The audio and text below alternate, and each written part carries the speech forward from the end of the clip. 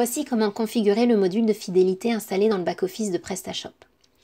On accède au module en cliquant sur Modules et services. On clique et on recherche le module dans la liste ou on tape un mot-clé dans la zone de recherche. On va mettre Loyalty ici. On a le module fidélisation des clients par Prestatil. Alors juste un petit rappel, le module de fidélisation de PrestaShop, celui au-dessus Customer Loyalty, doit être installé en parallèle. Il ne faut surtout pas le désinstaller et celui de Prestatil va le désactiver automatiquement. Il faut bien les deux pour que ça fonctionne. On va donc cliquer sur Configurer. Une précision, la partie ratio et fonctionnement côté site internet est exactement la même que celle du module Loyalty natif de PrestaShop. Vous devez d'abord choisir le ratio. Il s'agit du montant dépensé par le client pour obtenir un point de fidélité. Ici, on a 10 €, donc le client gagne un point de fidélité à chaque tranche de 10 € qu'il dépense. Ensuite, vous devez définir la valeur marchande du point de fidélité, c'est-à-dire la réduction à laquelle le client aura droit en cumulant ses points. Dans cet exemple, on a un point égale 0,20 €. Ça signifie que pour chaque point de fidélité cumulé, le client a droit à une réduction de 20 centimes. C'est pas facile de raisonner sur la valeur d'un seul point, donc il faut extrapoler. Ici, au bout de 10 points, on aura une réduction de 2 €, au bout de 100 points, on aura droit à une réduction de 20 €, etc.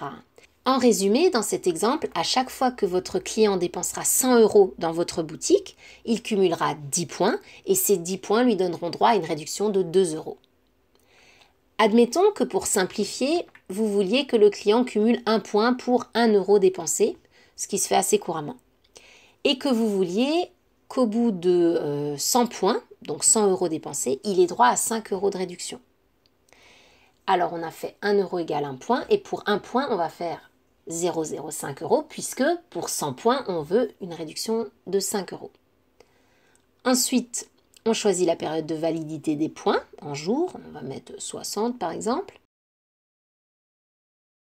Vous pouvez nommer le coupon qui transforme les points de fidélité en réduction et choisir la langue, donc français ou anglais. Ensuite, il faut définir le montant minimum d'achat à partir duquel le coupon peut être utilisé. On va choisir 20 € par exemple. Vous pouvez également choisir si le client doit attendre un certain nombre de jours avant de se servir de ces points fidélité et bien sûr la date d'expiration, donc au bout de combien de jours le coupon fidélité n'est plus valable. On choisit d'appliquer les taxes ou pas sur le coupon de fidélité juste en cliquant. Plus bas, on peut choisir le moment où les points sont attribués. Alors tout d'abord pour les commandes internet, vous avez une longue liste déroulante pour choisir quand créditer les points sur le compte de vos clients. De même, vous choisissez quand retirer les points de fidélité en cas d'annulation ou de remboursement de la commande par exemple. Pareil mais pour la caisse cette fois-ci, quand attribuer les points, en général lors du passage en caisse, puis à nouveau quand annuler l'obtention des points, souvent en cas d'annulation de la vente. Vous choisissez si les points sont également crédités en cas d'achat de produits soldés ou en réduction. Vous pouvez aussi autoriser de dépasser le montant à payer, c'est-à-dire qu'au moment de l'encaissement, si par exemple le client doit 20 €, il pourra utiliser sa remise fidélité de 30 €, même si elle dépasse ce montant de 10 €. Et dans ce cas-là, le montant excédentaire, en l'occurrence 10 €, restera crédité sur ses remises fidélité. Vous pouvez ensuite décider d'envoyer un mail pour prévenir le client que ses points vont expirer. Vous choisissez combien de jours avant l'expiration ce mail sera envoyé. Et en dessous, vous définissez le ou les emails des gestionnaires qui recevront des alertes. Alors attention, cette fonctionnalité n'est pas automatique.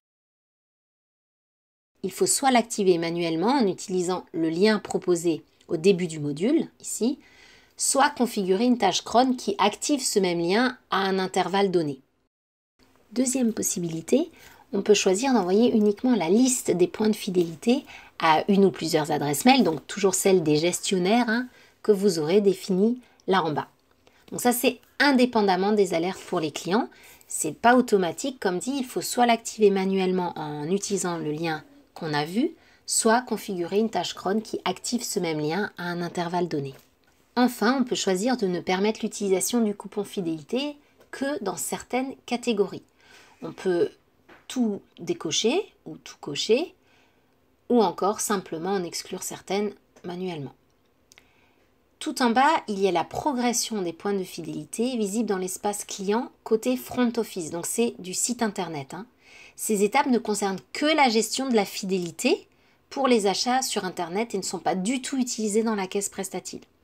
Il ne faut pas oublier d'enregistrer tout ce que vous avez configuré. Alors, à noter, un menu supplémentaire est disponible dans le back-office qui permet de visualiser la liste des points de fidélité.